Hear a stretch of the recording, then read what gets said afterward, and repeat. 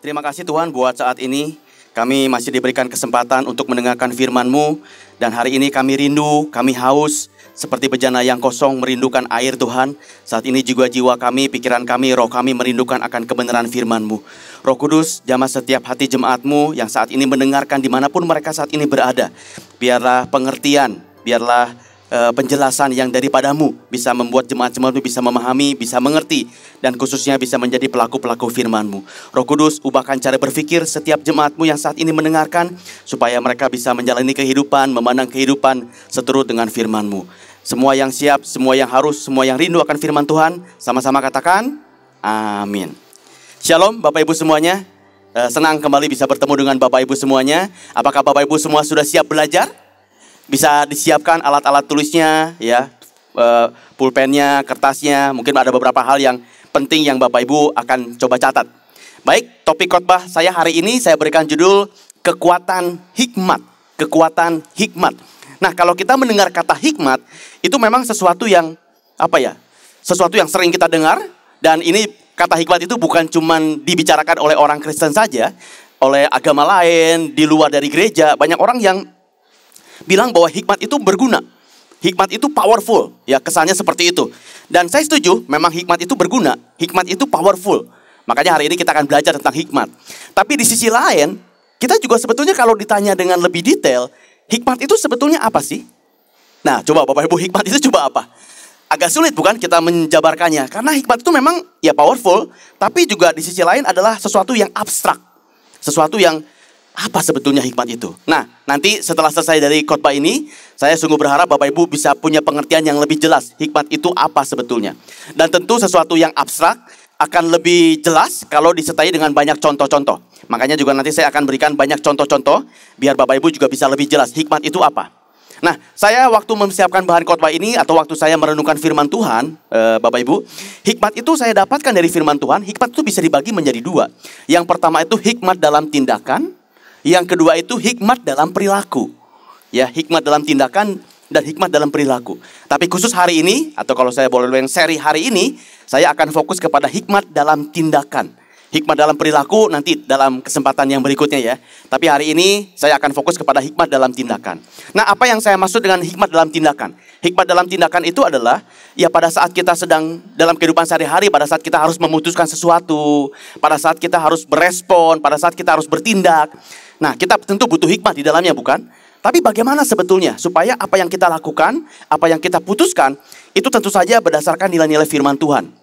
Nah, itu bagaimana caranya? Nah, itu yang saya maksud dengan hikmat dalam tindakan. Sebelum kita melangkah lebih lanjut, mari kita juga samakan dulu definisinya ya. Hikmat itu sebetulnya apa? Nah, saya ambil dari ini, Nelson Bible Dictionary, kamusnya Alkitab dari Nelson ini. Berdasarkan kamus ini, definisinya sebagai berikut yang namanya hikmat itu. Mari kita sama-sama perhatikan ya.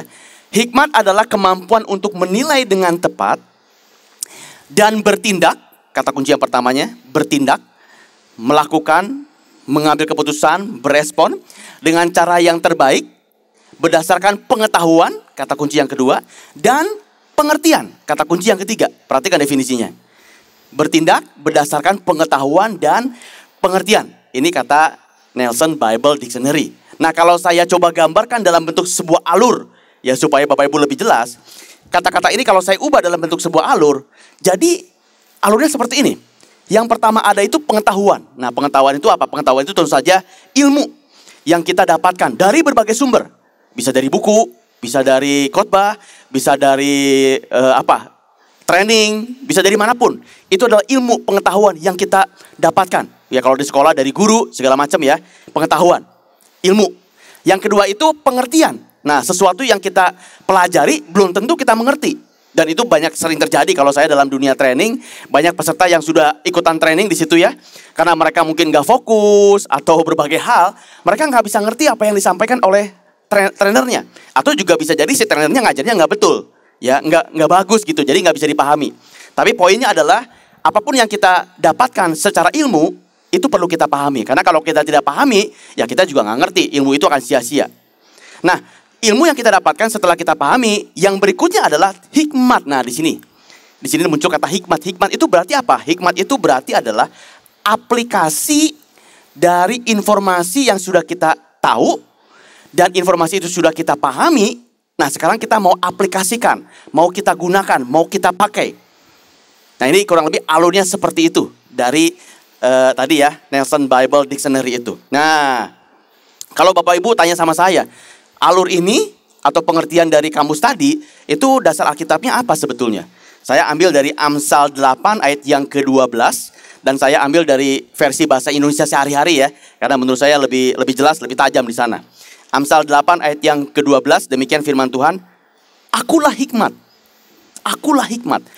padaku ada pengertian, kebijaksanaan, hikmat dan pengetahuan. Jadi komposisi dari hikmat itu ada pengertian dan ada pengetahuan. Nah, sebetulnya kata kunci dari hikmat itu adalah pada saat satu situasi tertentu, kita punya situasi, lalu bagaimana kita berespon akan situasi itu, atau apa tindakan kita pada saat situasi tersebut. Itu sebetulnya kuncinya ada di situ, dari yang namanya hikmat itu. Nah, coba saya gambarkan ya, biar Bapak Ibu lebih jelas. Ini alur yang tadi, pengetahuan, pengertian, hikmat. Saya harap Bapak Ibu ingat nih, alur ini. Karena ini akan kita pakai sampai akhir khotbah. Dan semoga Bapak Ibu bisa nempel ya di benak Bapak Ibu. Pengetahuan, pengertian, dan hikmat. Nah, hikmat itu sebetulnya pada saat kita ketambahan satu situasi tertentu, ya, kita sedang menghadapi satu situasi tertentu, kondisi tertentu, bagaimana kita bertindak untuk merespon atau mengatasi situasi ini. Tentu berdasarkan ilmu yang kita dapatkan, ilmu itu sudah kita pahami dan ingin kita terapkan. Nah, ini sebetulnya gambaran lengkapnya aplikasi dari yang namanya hikmat itu. Coba saya berikan beberapa contoh biar lebih jelas ya. Contoh umpamanya, saya pernah di training, misalkan begitu ya. Saya seorang atasan di sebuah perusahaan. Suatu hari saya dapat ilmu dari training. Ilmunya itu adalah mengenai ini. Saya bacakan Bapak Ibu, nanti semoga bisa terlihat ya. Ilmunya yang saya dapatkan dari training itu adalah atasan itu harus mengembangkan bawahannya, yang bawahannya kurang bisa bekerja. Lalu cara mengembangkan bawahan itu dengan cara menjadi mentor untuk bawahan itu. Wow, diajarin begitu, saya mendengarkan, saya pesertanya ya. Lalu dikasih tahu lagi, ada 3 langkah menjadi mentor yang baik. Wah, itu semua ilmu yang saya dapatkan dari ruang training. Lalu pada saat saya mendengarkan pengajarnya bilang begitu, saya paham, saya mengerti. Karena saya fokus, saya serius pengen belajar, saya paham. Oh, saya paham kalau saya harus jadi mentor. Karena saya juga di perusahaan, saya juga punya anak buah. Saya kan atasan ya, saya punya beberapa anak buah. Oh, saya juga paham 3 langkah harus menjadi mentor yang baik, itu saya paham. Wah, saya pulang dari training, saya punya ilmu dan saya punya pemahaman. Nah, masalahnya begitu saya datang ke kantor dan saya berhadapan dengan situasi. Oh, betul, ternyata saya punya anak buah yang bekerjanya tidak baik. Ingat, saya sudah punya ilmu, saya sudah pemahaman, saya sekarang dihadapkan dengan situasi. Di kantor saya memang ada nih anak buah saya yang bekerjanya nggak baik. Nah, Bapak Ibu, apa yang saya dapatkan, ilmu, itu tidak semudah dalam aplikasinya. Ya Kak, kan tidak semudah dalam aplikasinya. Tahu sih mesti begini, tapi bagaimana sebetulnya penerapannya dalam situasi seperti ini? Maksudnya begini, saya tahu harus jadi mentor, saya tahu ada 3 langkahnya. Tapi, kapan saya harus mulai mentoring? Kapan untuk anak buah saya yang bermasalah ini? Ya kan itu nggak diajarin secara detail di training. Tempatnya gimana? Tempat yang terbaik untuk melakukan mentoring itu di mana di kantor saya ini? Apakah di ruangan saya? Ataukah di tempat makan? Nah, saya juga nggak tahu karena tidak dijelaskan detail. Ya kan? Lalu langkah mana yang harus saya gunakan dulu? Ada 3 langkah, tapi langkah yang mana nih? Untuk situasi anak buah saya yang tertentu. Nah, Bapak Ibu, itu jadinya apa yang kita dapatkan, apa yang kita pahami dalam situasi tertentu, itu butuh hikmat untuk mengaplikasikannya. Karena saya sering ngomong gini kalau dalam dunia training.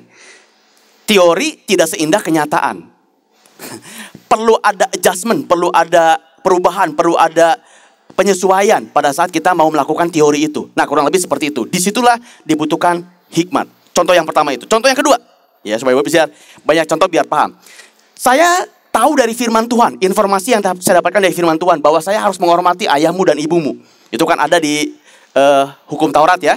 Lalu saya juga kembali, saya baca buku tentang bagaimana berkomunikasi untuk meyakinkan orang lain. Itu ilmu yang saya dapatkan. Satu dari firman Tuhan, satu dari ilmu di dunia melalui buku. Dan kedua-duanya saya paham. Oh ya, saya paham, saya harus menghormati ayah dan ibu saya. Oh, saya juga paham bagaimana cara berkomunikasi dengan baik. Saya sudah paham. Nah, ya sudah, ilmunya ada kan? Tapi sekarang waktu saya menghadapi satu situasi, misalnya contohnya nih yang lagi hot ya. Misalkan orang tua saya tidak mau divaksin, misalnya. Saya sengaja pakai contoh yang relevan. Nah, bagaimana penerapan dari ilmu ini? yaitu hormati orang tua dan cara komunikasi untuk meyakinkan orang lain dalam kondisi orang tua saya tidak divaksin. Karena waktu saya baca firman Tuhan kan nggak ada situasi orang tua divaksin. Waktu saya baca buku komunikasi meyakinkan orang lain juga nggak ada. Kalau situasi orang tua kita tidak mau divaksin begini, kan nggak ada. Cuma secara umum saja bagaimana cara berkomunikasi. Ya nggak? Nah, hikmat itu begini. Oh ya sudah, berdasarkan pemahaman dari ilmu yang saya dapatkan, tindakannya bagaimana dalam situasi seperti ini? Misalnya, ya begini aplikasinya. Oh berarti jangan dipaksa dengan ketus. Karena kan harus hormat pada orang tua. Lalu komunikasi meyakinkan, saya bisa tahu si papa si mama ini mana nih yang bisa mempengaruhi lebih jauh. Oh, si mama nih kuncinya, umpamanya gitu ya. Saya akan bicara dulu kepada mama saya, meyakinkan si mama dulu nih. Kalau si mamanya sudah yakin, si mamanya sudah tahu, nanti baru si mama akan bicara dengan si papa. Biarin mama yang ngomong, karena si papa tuh biasanya nurut sama mama. Nah, ini kan aplikasinya. Nggak diajarin detail di ilmu ini, nggak diajarin detail di firman Tuhan juga. Tapi kita butuh hikmat untuk melakukan ini. Nah, Bapak Ibu semoga paham nih ya. Jadi ini korelasi seperti itu. Jadi memang hikmat itu aplikasinya, implementasinya apa yang sudah kita tahu. Dan memang ini cukup sulit di sini. Karena situasinya bisa berbeda-beda. Ilmunya sama, tapi situasi yang kita hadapi kan bisa berbeda-beda. Jadi kalau saya gambarkan, ini gambar intinya. Pengetahuan, pengertian, waktu ada situasi tertentu, bagaimana kita menerapkan apa yang kita tahu, apa yang kita pahami itu, supaya kita bisa melakukan tindakan yang terbaik dalam situasi yang sedang kita hadapi. Nah, oke. Masih ikutin ya, Bapak Ibu ya. Oke, kembali saya gambarkan nih. Pengetahuan, pengertian, dan hikmat. Nah, sebetulnya dari 3 bagian ini, mana sih yang bagian kita? Mana yang harus kita usahakan sebagai manusia? Lalu bagian mana yang harus kita minta pertolongan kepada Tuhan? Ya tentu semuanya mesti minta pertolongan dari Tuhan ya, pasti itu. Tapi maksud saya mana yang lebih komposisinya lebih besar sebagai kita manusia untuk berjuang, berusaha. Yang mana yang kita perlu hampir 90% dari Tuhan. Kalau enggak ya kita nggak bisa. Nah, untuk menjawab pertanyaan itu, mana bagian kita dan mana bagian Tuhan, contoh yang paling bagus adalah Salomo. Sudah pasti. Contohnya adalah pasti Salomo. Nah, mari kita lihat ya. Apa yang diminta Salomo kepada Tuhan? Apa yang diminta Salomo kepada Tuhan? Supaya kita bisa menjawab pertanyaan tadi. Saya ambil dari 2 Tawaris 1, ayat yang ke-10 sampai ayat yang ke-12. Demikian firman Tuhan. Yang ke-10. Ini Salomo ya, saya langsung aja masuk ke ayat ini. Ini Salomo sedang ngomong sama Tuhan. Dan Tuhan nanti akan menjawab doanya Salomo. Berilah sekarang kepadaku hikmat dan pengertian. Nah ini langsung nih. Langsung punchline nih. Bam! Berilah padaku hikmat dan pengertian. Salomo yang ngomong, Salomo yang berdoa. Supaya aku dapat keluar dan masuk sebagai pemimpin bangsa ini. Sebab siapakah yang dapat menghakimi umatmu yang besar ini? Lanjut. Berfirmanlah Allah kepada Salomo. Ini jawaban Tuhan. Oleh karena itu yang kau ingini dan engkau tidak meminta kekayaan, harta benda, kemuliaan dan nyawa pembencimu. Dan juga tidak meminta umur panjang. Tetapi sebaliknya engkau meminta kebijaksanaan, hikmat, dan pengertian. Ya, untuk dapat menghakimi umatku yang atasnya aku telah merajakan engkau. Terakhir, 12. Ini Tuhan ngomong kepada Salomo. Ini jawaban Tuhan. Maka, kata Tuhan, kebijaksanaan. Kebijaksanaan itu kan bahasa Indonesia dari hikmat ya. Anonimnya gitu ya. Atau sinonimnya, sinkronnya itu kebijaksanaan. Dan pengertian. Itu diberikan kepadamu. Selain itu aku memberikan kepadamu kekayaan, itu bonusnya, harta benda dan kemuliaan, sebagaimana belum pernah ada raja-raja sebelum engkau, dan tidak akan ada raja-raja sesudah engkau. Nah, Bapak Ibu, kalau kita lihat dari ayat-ayat ini, berarti yang Salomo minta, mohon kepada Tuhan itu adalah pengertian dan hikmat. Dan Tuhan memberikan hikmat dan pengertian sesuai dengan permintaan dari Salomo. Kalau saya gambarkan berarti Bapak Ibu kesimpulannya dari 3 ini mana bagian kita, mana bagian Tuhan. Kalau kita lihat dari ceritanya Salomo dulu ya. Berarti pengertian dan hikmat itu datangnya dari Tuhan. Pengetahuan itu bagian Salomo. Kalau saya buat lebih general ya, Salomonya kita ganti dengan manusia atau kita. Jadi pengetahuan itu tanggung jawabnya lebih banyak kepada manusia. Tuhan nggak memberikan pengetahuan loh. Kalau kita malas, ya kita nggak dapat pengetahuan. Dan itu bukan salah Tuhan. Ya kan? Tapi meskipun kita rajin belajar, kita rajin baca buku, ikutan training. ingat, pengertian itu datangnya dari Tuhan. Jadi kalau kita pun banyak baca buku segala macam, tapi kalau Tuhan gak berikan pengertian, ya kita juga gak akan ngerti meskipun kita banyak baca buku. Jadi waktu kita mendapatkan ilmu, waktu kita mencari informasi, baca buku, ikutan training, berdoa sama Tuhan supaya kasih pengertian. Dan berdoa sama Tuhan bisa diaplikasikan dalam hidup kita. Karena pengertian dan hikmat itu bagian Tuhan, sementara pengetahuan itu lebih banyak bagian dari kita. Oh, Bapak Ibu, ini kesimpulan yang sangat penting sejauh ini.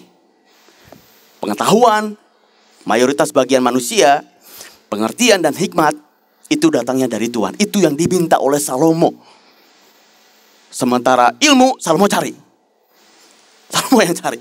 Jadi Bapak Ibu nggak bisa berharap, gue sih di rumah nyantai-nyantai aja, aku minta nanti pengetahuan. Nggak akan datang.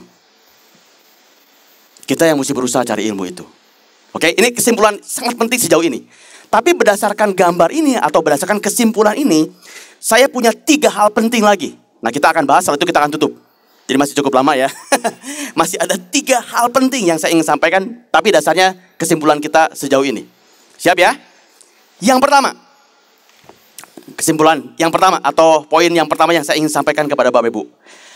Kalau kita nggak pernah baca, maka tidak akan ada pengertian, maka tidak akan ada hikmat.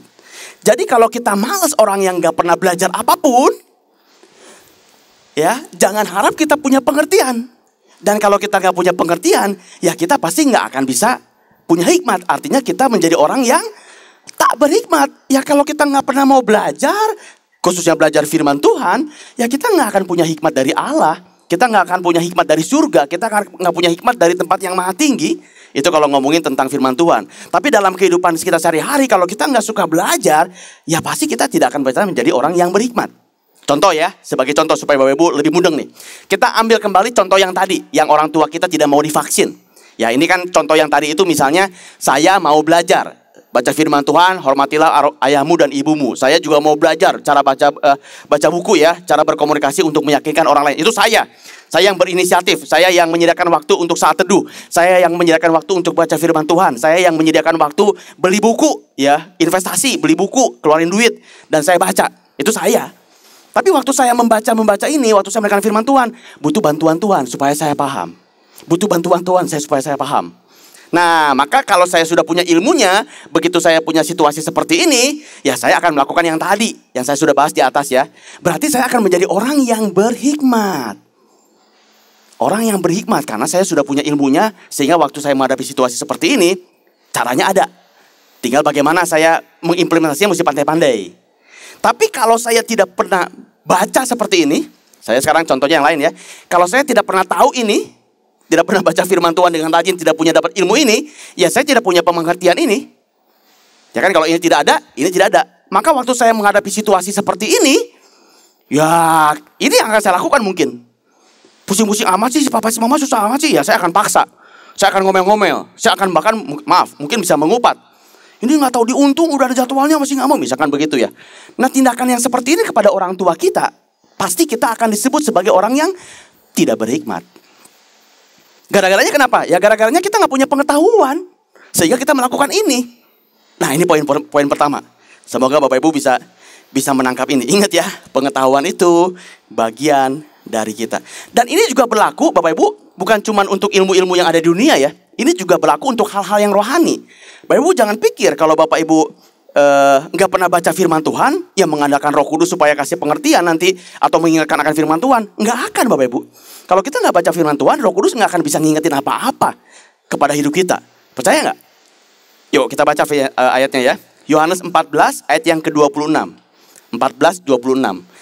Tetapi penghibur yaitu Roh Kudus yang akan diutus oleh Bapa dalam namaku, dialah yang akan mengajarkan segala sesuatu. Berarti kita mesti spend waktu dulu baca firman Tuhan, dia yang akan mengajarkan, memberikan pengertian kepadamu dan akan mengingatkan kamu akan semua yang telah kukatakan kepadamu. Mengingatkan. Kalau mengingatkan berarti kita sudah tahu, makanya ada yang diingetin. Kalau kita nggak tahu apa-apa, apa yang mau diingetin? Ya kan? Analoginya kalau kita mau minum, gelasnya mesti diisi dulu sama air. Kalau gelasnya kosong, Anda mau minum apa? Begini-begini nggak akan ada. Jadi gelasnya mesti diisi dulu, baru diminum. mesti baca dulu firman Tuhan, sering-sering merenungkan firman Tuhan. Waktu baca, minta Roh Kudus kasih pengertian, dapat, nempel, ya. Nanti begitu kita menghadapi kejadian apa, Roh Kudus yang akan ngingetin. Nah, ini pun dalam hal kerohanian. Itu poin yang pertama. Kalau nggak ada pengetahuan, nggak ada pengertian, ya pasti kita nggak punya hikmat, atau kita disebut orang yang tak berhikmat. Poin yang kedua, saya akan fokus kepada pengetahuan ini. Nah, Bapak Ibu, pengetahuan ini kita bisa dapatkan dari mana-mana, ya. Dari mana-mana. Saya buat sederhana saja. Hati-hati, Bapak Ibu bisa fokus di sini ya. Saya buat sederhana saja. Yang pertama itu pengetahuan dari dunia. Pengetahuan dari dunia, yang kedua itu pengetahuan dari firman Tuhan atau dari atas, dari surga. Pengetahuan dunia dan pengetahuan dari surga. Saya buat simpel sederhana begitu saja.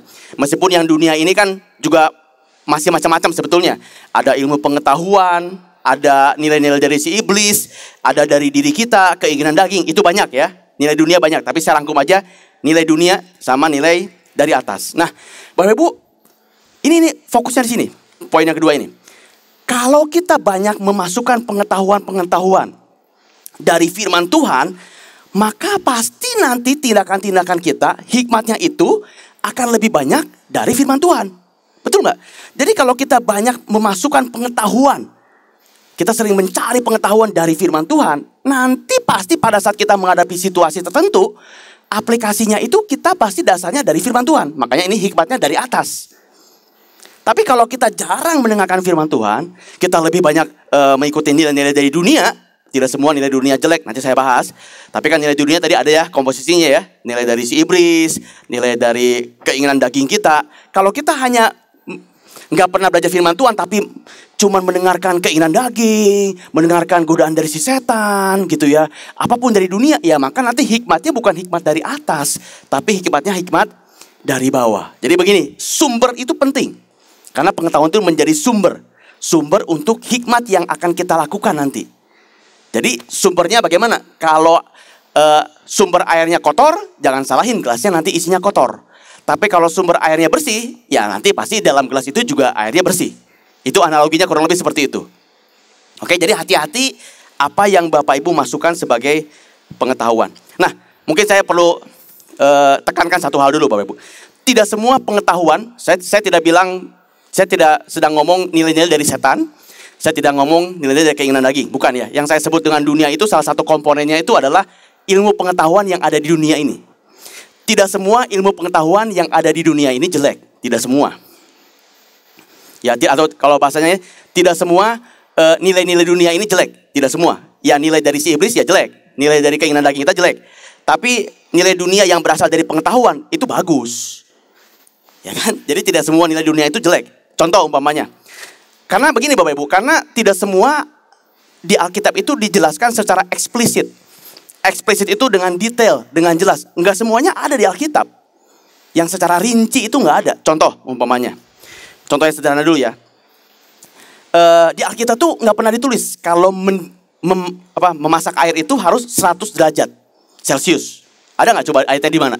Memasak air harus 100 derajat Celcius. Nggak ada, nggak secara eksplisit, nggak betul-betul letterlock ditulis begitu di Alkitab, nggak ada. Tapi ilmu pengetahuan mengajarkan kita kalau masak air harus mendidih 100 derajat Celcius supaya kuman-kumannya mati. Itu ilmu pengetahuan. Bagus nggak? Bagus. Itu hal yang sederhana. Hal yang lebih besar contohnya dalam dunia medis, ilmu medis ya, ilmu kedokteran. Kalau seseorang mau dioperasi, itu ada tahapan-tahapannya. Dibius dulu, diapain dulu, dicek apa dulu, baru dioperasi, ya kan? Coba di mana ayatnya di firman Tuhan yang ada langkah-langkah seperti itu. Kalau orang mau dioperasi, langkah-langkahnya bius dulu, ini dulu. Coba di mana ayatnya? Kan nggak ada yang betul-betul eksplisit seperti itu ya, yang menjabarkan seperti itu nggak ada. Nah, saya mau bilang, nilai dunia itu tidak semuanya jelek. Kenapa? Karena ada ilmu pengetahuan dunia yang tidak jelek. Sebetulnya berguna buat kehidupan manusia. Tapi memang banyak juga yang jelek nilai dunia ini, khususnya nilai dari si iblis dan khususnya nilai dari keinginan daging kita. Nah, saya mau membuat clear dulu karena tadi saya gabungkan jadi satu semuanya yang saya sebut namanya nilai dunia. Itu poin yang kedua. Hati-hati dengan sumber pengetahuan yang kita masukkan. Yang ketiga, nah ini yang paling penting, terakhir dan yang paling penting. Yang ketiga itu adalah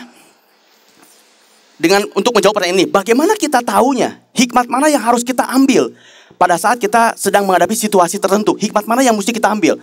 Kalau kita punya pengetahuan dari firman Tuhan, kalau kita punya pengetahuan dari dunia, nah pada saat kita menghadapi situasi tertentu, bagaimana cara menyaringnya? Bagaimana tahapan-tahapan yang mesti kita lakukan supaya kita bisa mengambil keputusan yang baik, bertindak yang baik. Nah, jadi kalau saya gambarkan seperti ini, pada saat kita menghadapi situasi tertentu, hikmat yang mana? Hikmat yang bagaimana yang mesti kita ambil? Atau apa yang mesti kita lakukan berdasarkan hikmat dari mana kita mesti melakukan itu? Sabar ya Bapak Ibu, mesti fokus nih. Agak kompleks yang nomor 3 ini.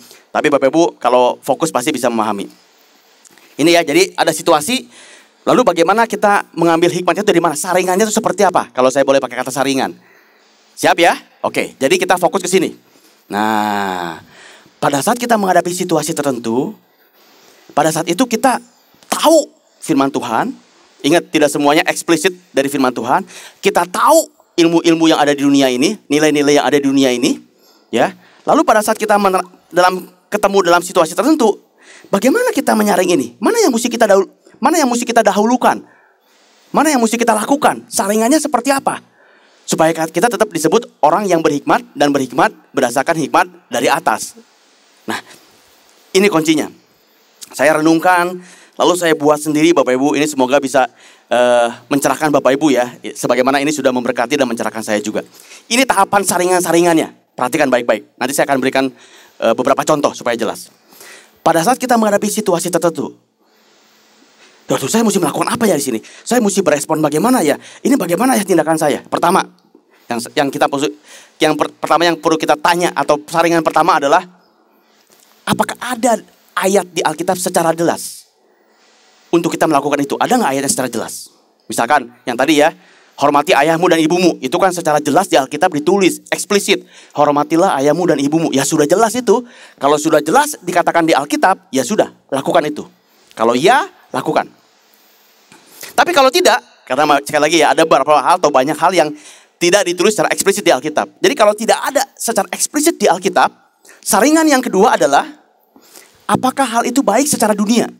Nah, secara dunia di sini bukan nilai-nilai dari setan, bukan nilai dari keinginan daging, tapi dari ilmu pengetahuan, norma-norma yang baik dari dunia ini. Nanti saya berikan contoh ya, sabar. Apakah hal itu dipandang baik secara dunia? Kalau iya, kalau tidak, jangan lakukan. Ya, kalau secara norma-norma dunia aja, secara ilmu pengetahuan aja sudah bilang itu berbahaya, tidak, jangan dilakukan. Tapi kalau hal itu baik dipandang secara dunia, masih ada satu lagi saringannya. Kalau ya, yang terakhir adalah saringan terakhir, apakah berguna dan membangun? Nah, ini saringan terakhir ketiga. Kalau ya, lakukan.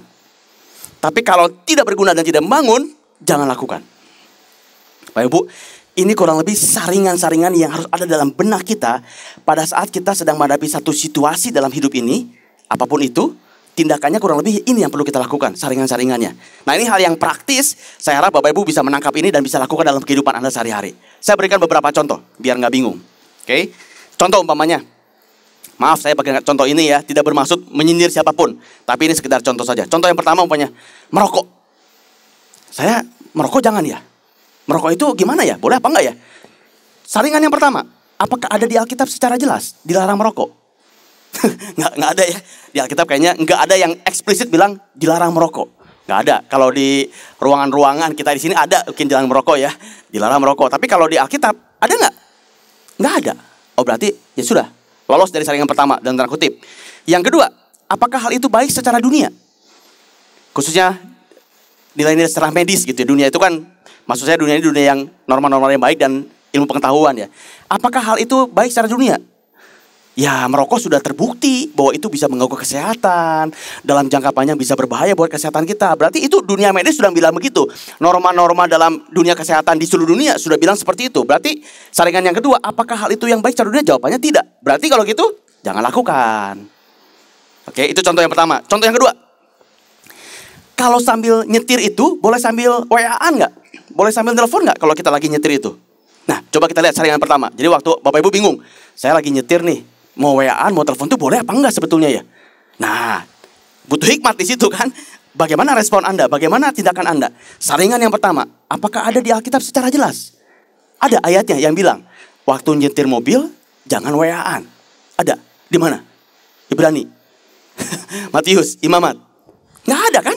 secara eksplisit itu nggak ada, ya berarti lolos di sini dalam tanda kutip ya, lolos ya dalam tanda kutip. Tidak, berarti masuk yang kedua. Apakah hal itu baik secara dunia? Nyetirin sambil WA-an. Apakah baik secara dunia? Jawabannya tidak, karena kita seringkali udah dapat pengumuman-pengumuman kan. Pemerintah sudah memberikan peringatan, bahkan jangan pegang HP waktu kita nyetir. Kalau Bapak Ibu dalam jalan tol juga berkali-kali itu ada spanduk-spanduk bilang, jangan pegang HP waktu nyetir. Itu sudah dikatakan oleh dunia. Nah itu nilai yang baik di dunia itu yang saya maksudkan. Oh berarti hal itu baik nggak secara dunia? Jawabannya tidak. Kalau tidak berarti jangan lakukan. Contoh yang ketiga, ini supaya banyak contohnya. Contoh yang ketiga umpamanya tidur yang baik itu secara ilmu pengetahuan dikatakan tidur yang baik itu harus 7-8 jam. Itu situasinya. Bapak Ibu bingung. Betul nggak ya mesti 7-8 jam tidur itu sehari? Oke, bagaimana saya bertindak? Bagaimana saya merespon? Saringan yang pertama. Apakah ada di Alkitab secara jelas? Tidur harus 7-8 jam. Ada ayatnya? Ya nggak ada kan. Di mana ada ayat itu kan nggak ada. Berarti kalau gitu, apakah ada di Alkitab secara jelas tidur 8 jam? Tidak ada. Oke, masuk yang kedua. Apakah hal itu baik secara dunia?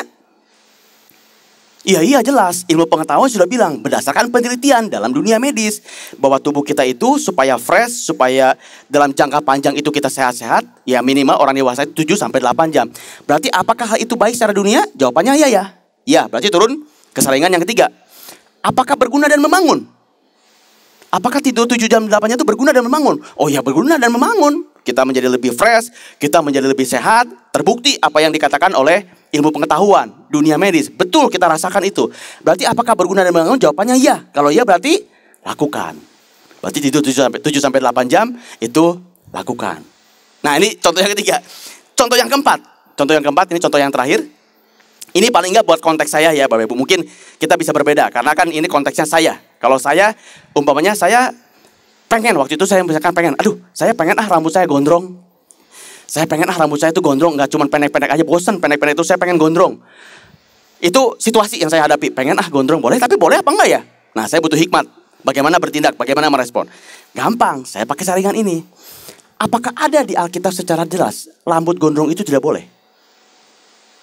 Nggak ada, ya kan? Coba di mana ada ayatnya begitu, jangan gondrong gitu, nggak ada. Oke, berarti tidak ya. Apakah hal itu baik secara dunia? Rambut gondrong? Ya, dunia juga nggak bilang gimana-gimana. Secara medis juga tidak dibilang bahwa rambut gondrong nanti akan punya risiko darah tinggi gitu. Rambut gondrong akan punya risiko kanker gitu kan, nggak ada. Ya kan? Secara medis juga tidak apa-apa. Jadi sebetulnya kalau hal itu baik secara dunia, ya dibilang tidak juga nggak ada larangan sama sekali. Netral aja, ya nggak apa-apa juga. Bahkan kalau kita banyak di jalanan yang rambutnya gondrong juga nggak melanggar hukum, nggak ditangkepin sama polisi juga enggak. Ya berarti apakah baik secara dunia? Ya oke, kita asumsikan baik. Misalkan ya baik, ya. Lalu yang terakhir buat saya nih ya, sekali lagi konteksnya saya. Apakah berguna dan membangun? Nah ini kalau buat saya kalau umpamanya ngajar di perusahaan, ngasih training, rambut saya gondrong, kayaknya nggak. Nanti kesan peserta jadi gimana gitu, nggak rapi dan segala macam. Ini konteksnya saya ya. Saya nggak tahu trainer yang lain, tapi konteks saya menjadi nggak rapi, nanti instrumennya menjadi kurang bagus. Ya udah, berarti kalau buat saya rambut gondrong itu nggak berguna dan nggak membangun. Kalau buat saya, artinya apa? Tidak. Kalau tidak berarti jangan lakukan. Nah, Bapak Ibu, ini sebetulnya saya bisa berikan banyak contoh, tapi saya harap dengan 4 contoh yang tadi, Bapak Ibu sudah mendapatkan idenya bahwa inilah saringan. Pada saat kita harus bertindak berdasarkan hikmat. Tangkap, mungkin bisa difoto, mungkin bisa dicatat. Ingat baik-baik ini. Nah, sebetulnya Bapak Ibu kalau Anda perhatikan ya, ini kalau Anda perhatikan saringan-saringan ini, kalau saya boleh pakai kata saringan di atas saringan pertama, saringan kedua, saringan yang ketiga, sebetulnya saringan-saringan ini, yang saringan pertama itu datangnya dari firman Tuhan, jelas di sini. Ada nggak ayatnya? Ada nggak firman Tuhannya? Betul nggak saringan pertama? Makanya di sini dibutuhkan Bapak Ibu harus rajin baca firman Tuhan. Harus rajin, karena kalau ini tidak rajin, Bapak Ibu banyak nggak taunya, ya di sini akibatnya nanti bisa lolos terus dong. Ya kan? Nggak tahu saya. Ada nggak jangan membunuh? Nggak tahu saya. Waduh, berarti ini lolos semua nih. Oke? Tapi saya mau bilang ini sebetulnya firman Tuhan. Lalu kita lihat secara dunia, ya medis, ilmu pengetahuan, yang dunia tidak semuanya jelek, itu semua bagus-bagus, menolong kita, membantu kita. Lalu yang terakhir saringan yang ketiga adalah apakah membangun dan berguna? Ini pun firman Tuhan. Nah, jadi saya sedang memberikan tips buat Bapak Ibu. Kalau saringan pertama umpamanya Anda jarang baca firman Tuhan, di sini akan lolos terus. Tapi saya jamin sekarang nih, Bapak Ibu tidak punya alasan lagi sekarang. Pakai saringan yang terakhir yang juga datang dari firman Tuhan. Dan firman Tuhan ini saya akan bagikan sekarang, cuma 1 ayat saja. Bapak Ibu apalin, jadi gak ada alasan nih. Saya sudah memberikan pengetahuan sekarang, pengetahuan firman Tuhan untuk saringan yang ketiga ini. Bapak Ibu tangkap, dan ini mudah dipahami. Gak akan sulit. Tapi coba berdoa dengan Roh Kudus ya, supaya Bapak Ibu bisa memahami ayat ini. Ayat ini saya ambil dari 1 Korintus 10 ayat yang 23. Coba, ini ayat hafalan. Kalau saya boleh bilang, ini ayat emas kita dalam khotbah saya hari ini. Tutup mata, ingat 1 Korintus 10, 23. 1 Korintus 10, 23. Ingat baik-baik, 1 Korintus 10, 23. Karena Bapak Ibu harus punya ini. Ini saringan yang ketiga, saringan yang terakhir, yang menentukan. Dan ini dasarnya dari firman Tuhan. 1 Korintus 10, 23, demikian ayat firman Tuhan.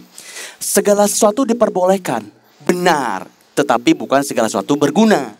Segala sesuatu diperbolehkan, benar, tapi bukan segala sesuatu membangun. Rambut gondrong boleh nggak sebetulnya? Ya firman Tuhan nggak ada yang menstate begitu.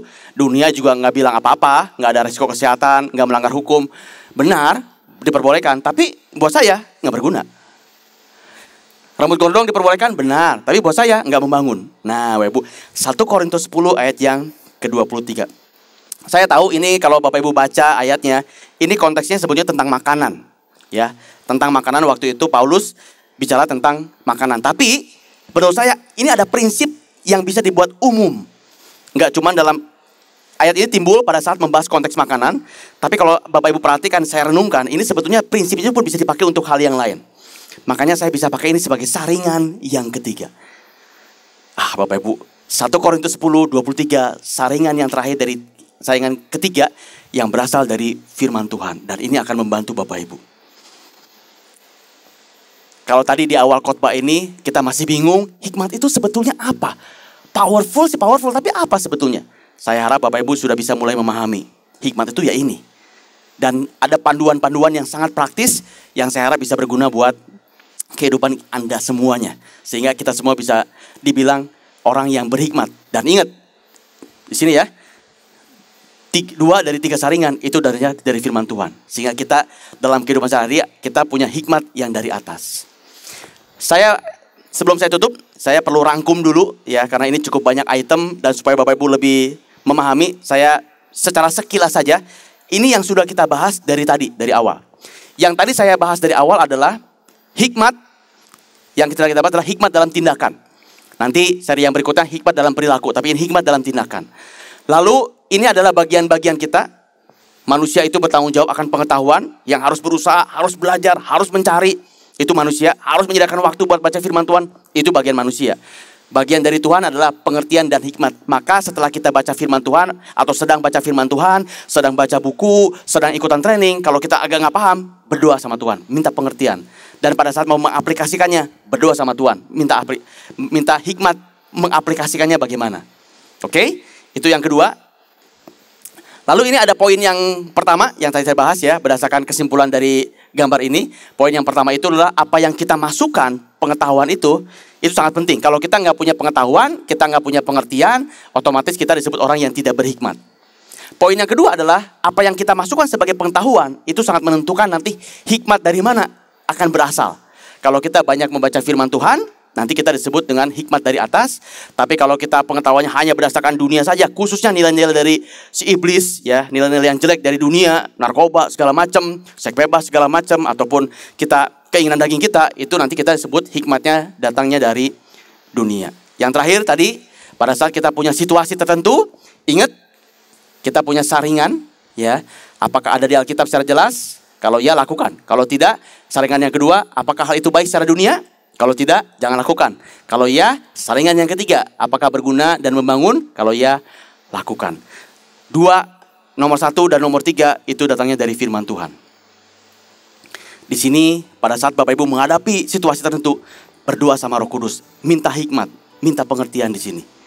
Oke, dan 1 dan 3 itu semua datang dari firman Tuhan. Demikian yang saya bisa sampaikan sebagai khotbah hari ini. Semoga bisa menginspirasi Bapak Ibu, mencerahkan Bapak Ibu, Dan saya sungguh berharap ini bisa membantu kita dalam kehidupan kita sehari-hari. Mari kita sama-sama tundukkan kepala kita sama-sama bersyukur dan berdoa kepada Tuhan. Haleluya, terima kasih Tuhan. Terima kasih Tuhan buat firman-Mu pada saat ini, dimanapun saat ini jemaat-jemaat-Mu berada, dimanapun saat ini kami berada. Kami sungguh diberkati dengan firman-Mu, kami diingatkan kembali akan firman-Mu pada pagi hari ini Tuhan. Bahwa kami ingin menjadi orang yang berhikmat, kami ingin mempunyai hikmat yang dari atas. Sehingga kami harus terus membaca firman-Mu, kami terus harus berusaha untuk mendapatkan pengetahuan-pengetahuan dari firman-Mu ya Tuhan.